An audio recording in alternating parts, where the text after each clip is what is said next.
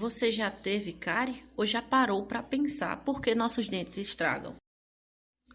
Diferentemente dos dias atuais, no passado não havia creme dentais. Ainda assim, arqueólogos encontram crânios com arcadas dentárias completas, ainda que sem nenhuma escovação.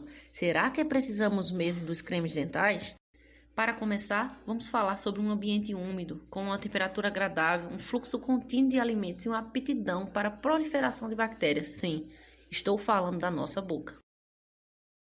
Além de abrigar os nossos dentes, carrega também o nosso sorriso. Para mantê-lo saudável, é necessário uma higiene adequada. Isso porque o pH da nossa boca é em torno de 6,8, mas pode diminuir, a depender da nossa alimentação, como a ação das bactérias que sintetizam resíduos de alimentos em ácidos orgânicos, especialmente para aqueles alimentos ricos em açúcares.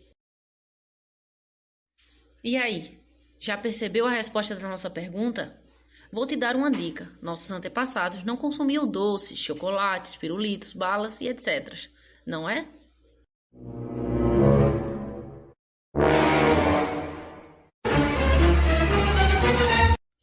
Claro, é só não consumir maltose, lactose, sacarose, amido e suprir todos os seus nutrientes para a saúde do seu corpo. Difícil, né? Mas calma, há outra alternativa. Após nos alimentarmos, as bactérias transformam os resíduos de alimentos em ácidos orgânicos, que contribuem para o processo de desmineralização da hidroxiapatita, o principal componente do esmalte do dente, que pode ser evitado com a utilização dos cremes dentais. Há mais de 4.000 anos, no Egito, o primeiro creme dental era composto por pedra pumice, pulverizadas e vinagre. Na Roma, no século I, a composição ficou ainda mais peculiar, que utilizava mel, sangue, carvão, óleos de caranguejo, ossos moídos de cabelos de coelho e urina humana. Atualmente, os cremes dentais são formados por diferentes substâncias com funções distintas.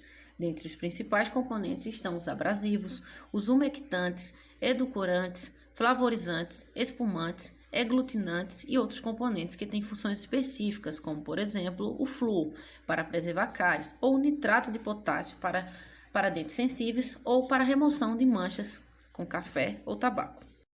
Para compreendermos melhor, vamos entender um pouco sobre as funções dos principais componentes da pasta de dente. Por exemplo, os abrasivos são substâncias que têm a função de polir a superfície dos dentes, removendo as manchas.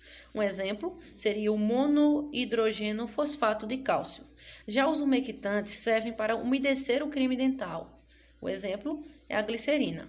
Os edulcorantes são responsáveis por atribuir sabor doce à pasta. Um exemplo que a gente tem é o sorbitol. Os flavorizantes proporcionam um sabor refrescante, como exemplo a hortelã. As substâncias espumantes servem para produzir espuma. Um exemplo dele é o sulfato de sódio e laurila. Já os aglutinantes auxiliam na união dos componentes sólidos e líquidos. Um exemplo disso é o carboximetilcelulose. Mas como podemos comprovar a eficácia dessa composição na conservação dos dentes?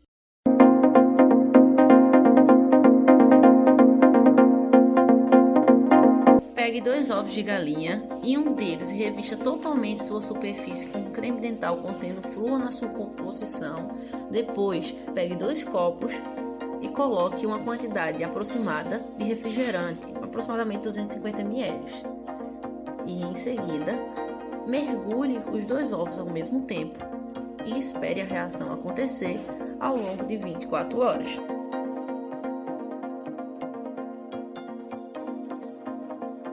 Após 24 horas, retiramos os 2 ovos e percebemos que o ovo que estava revestido pelo creme dental contendo flúor estava intacto, enquanto que o outro apresentou rachaduras e descamação da casca.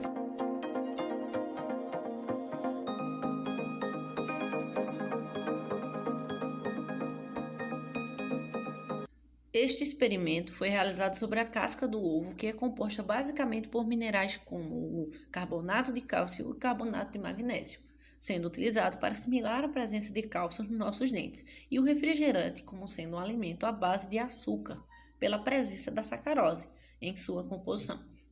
Quando o açúcar presente no refrigerante entra em contato com o carbonato de cálcio, ocorre a perda do cálcio da casca do ovo, gerando um processo de desmineralização, fazendo a casca ficar mais frágil após cerca de 24 horas.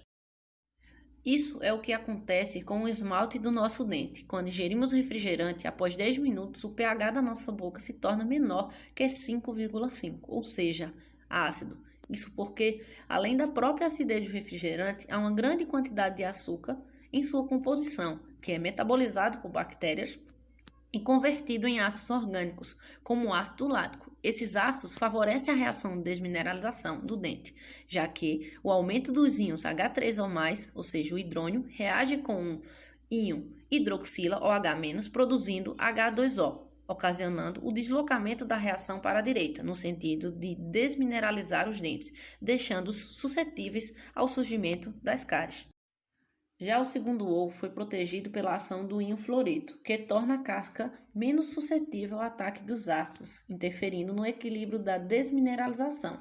Assim, graças às ciências, hoje podemos continuar nos deliciando com diversas doçuras, diminuindo o pH da nossa boca com a formação dos ácidos orgânicos pelas bactérias, sem correr o risco de formar cáries dentárias, claro, após escovar bem os dentes e impedir sua desmineralização.